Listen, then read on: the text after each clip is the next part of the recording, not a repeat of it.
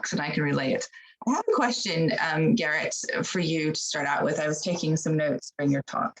I'm wondering if you can speak a bit to, as we move away from traditional farming practices and growing and preparing traditional foods to adapt Western ideals, can you speak to this in regards to what you were talking about and ways of knowing, doing, and being? Like, how do we recenter that knowledge as it's so important for climate change? Such a thanks so much for inviting me to the discussion, and really appreciate the space. It's a very difficult question in terms of moving to something. I think most of my work has been on cultural resurgence in various forms, and then also the prevention of new kind of extractive threats. So in terms of that, I think all of those documents that I mentioned have been incredibly participatory. So the one, for instance, I think the second one that I mentioned was for the protection of a specific place that's a burial site and stuff, but also related to the restitution of land. And so in terms of that, I think these processes have just been interesting, and I think part of that is just supporting the processes that emerge through that, and that's kind of what I've learned from the process. I actually have no outcome at all, and I think that's part of the process, is actually just following what emerges. And I don't know if that answers the question, but I think that some of the danger is already having the outcome with what's needed. Stuart, in terms of coloniality, I was also thinking about it in that way, and how it's still happening with this influx of Western ideals and Western culture on our Indigenous systems, especially in the Global South, as we move away from Indigenous practices and Indigenous ways of knowing and being in regards to the climate. Can you speak to the coloniality in as it's still happening today in those regards? I think Garrett might be frozen. Okay. Right. Is he back? Could you rephrase that bit? Just what's the? Garrett mentioned coloniality in his talk today, and the effect that has had on our ideas around climate and climate change. And in my own work, international work, I have began to conceptualize coloniality as still occurring. And it's just with media and social media and journalism, it's this mighty force, and it's disrupting these Indigenous ways of knowing and being and doing in the local systems of taking care of the earth and preparing food and growing food. And I was wondering if any of you could speak to that. I think, well, as you sort of put that question to me initially, I've sort of got an answer now from what you were saying. It's almost the colonialism of the planet itself, that it's this anthropocentrism, you know, that we see the man is the center of the thing, and the kind of the Western view is the planet is a resource to plunder, you know, and to create economic growth. And other belief systems don't see it in that way, but that kind of viewpoint is being pushed on the global South, you know, to adopt that, you know. So, you know, you can see that going on, say, in places like Brazil, where there's like sort of that kind of battles of ideas about what you view the planet, you know, whether you view it as, you know, we're part of an ecosystem and we have a guardianship of it, rather than the sort of that Western view, like, you know, the colonialism of how, you know, we discovered that world apparently, even though there was already people there, and that therefore the planet, we discover the planet, we take from the planet, it's a resource. That's how you view economics, and there's always got to be growth, you know, so imposing that view on other belief systems, you know, limits how we go forward, because if we could all end up thinking like that, and then it would be disastrous. Yes, Garrett. So do you want to go first, Shaw? Because you actually spoke about a bit of like the hegemony of the moment as well. Yeah, thank you so much. Thank you. I'm happy to speak now or later. I think we all said pretty much, if you look at it from the outside, I was amazed because pretty much the three talks were saying the same thing, like from different angles, but it's like great minds think alike, you know what I mean? I could give myself a pat in the back after that. But when it comes to coloniality, I find that construct very interesting. And because I'm ignorant, I can admit I didn't know the word coloniality, but I know what it means. I can understand what it means. And I give you an example. Once I was in a train from Manchester to London. There was this guy, he was a Sikh with the turban, and he was studying for an MSc in environmental sciences down south somewhere in some university, you know. And we started talking because obviously I was going to the rebellion, actually, to Extinction Rebellion in London. So, you know, we started talking about environmentalists and stuff like that. And he said, you know, I find it amazing how we have many of the solutions, but nobody listens to us. That's the idea of colonialism and coloniality applied to the climate. Like we are the ones coming up with the solutions, of course, because we know better. And rather than going and listening to people, take the Inuit. There was a paper talking about the Inuit population and how most of the literature and media talked about this population as the poor victims that suffered, and of course they suffered enormously, but no one picked up on the resilience, on the knowledge, on how these people managed to turn a terrible situation around for them and survive and succeed. They are heroes, but no one talks about them in that way. So I think that's what coloniality means. We need to really completely wipe out our heads sometimes. You know? That's it. Thank you, Sharon. If I can add to that, Erin, what is also significant, I think, is the post-colonial society. So also the choices that are made. So I've been following quite a few. I used to work in a mining community for over a year, and following some of these processes and stuff. And now that's kind of the focus of my research. And I like what Gomez Barros, who writes a lot about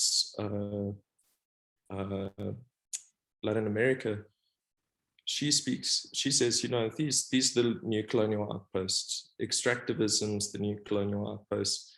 And in a post-colonial society, what is interesting is what is pushed as the option when it comes to the level of the discourses that are being held in the processes of public participation. Often the decision feels like it's already made. So, and I think that's where the violence comes in. So yeah, for sure, there can be another project to be kind of also very, very direct, like the Global South needs investments in different things and stuff.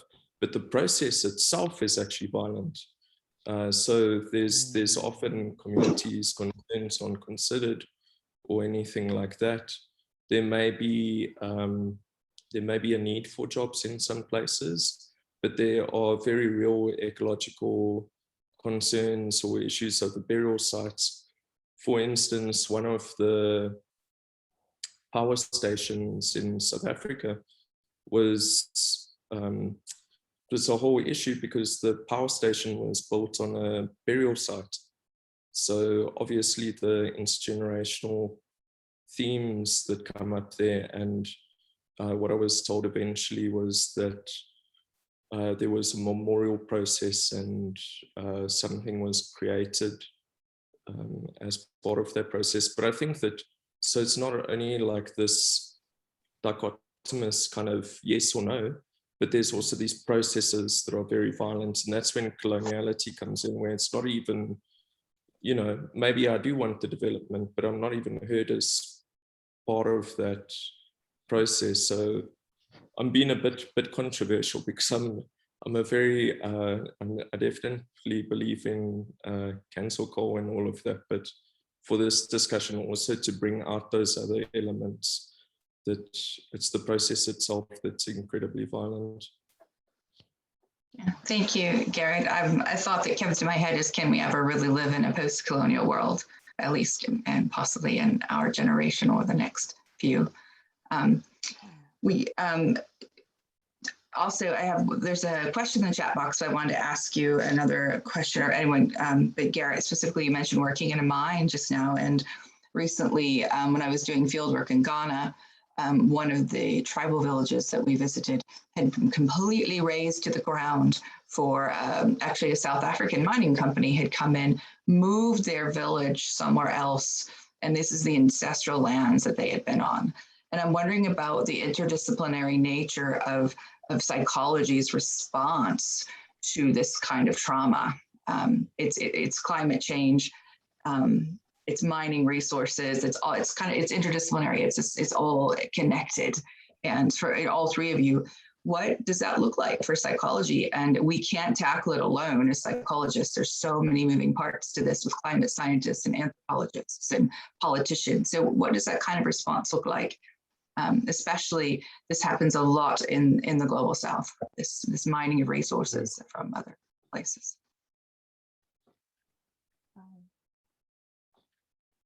Sharon? Well, okay, I'm gonna be controversial because I'm gonna be me. So that's what I do.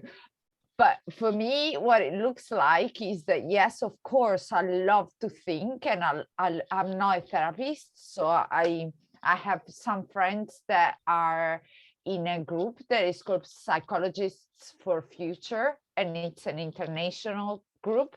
I'm part of it, and it's all about promoting mental health related issues. So there is that professional thing. But I cannot help but stopping believing that the way it looks for me is to go in the streets.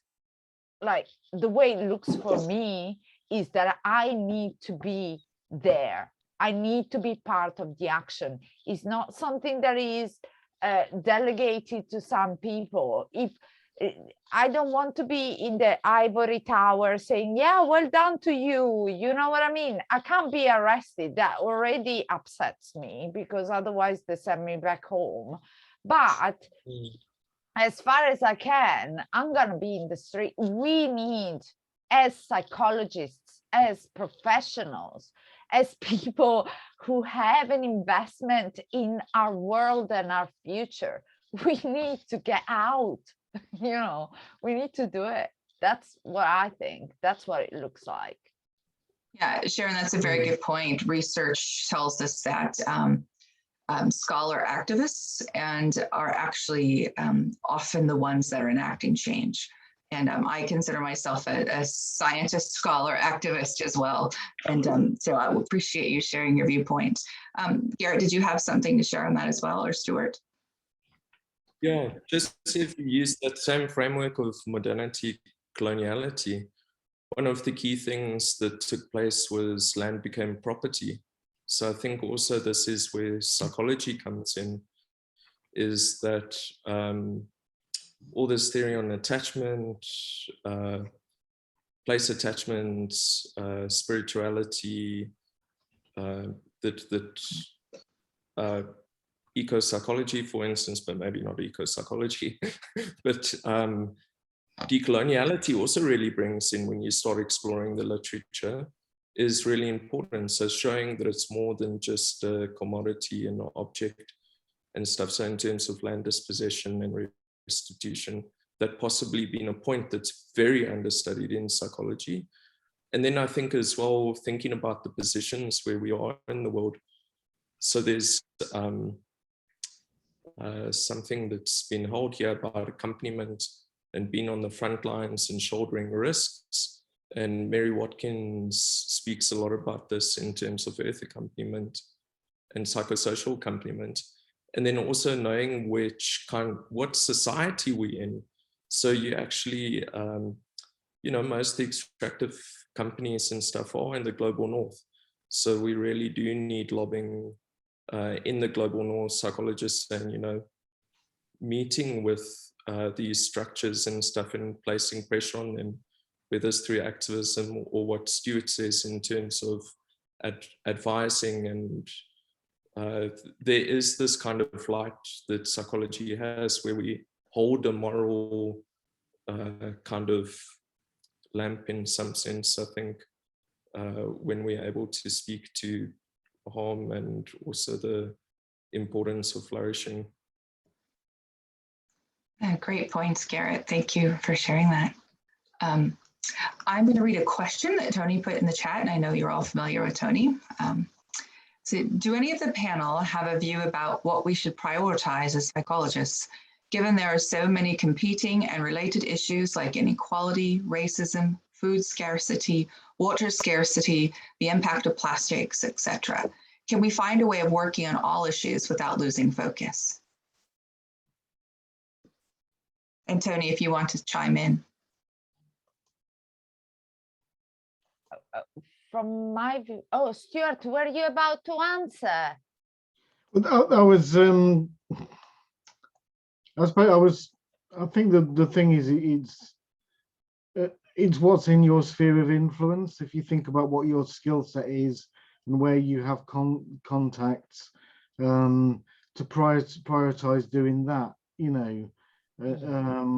rather than, trying to do it all.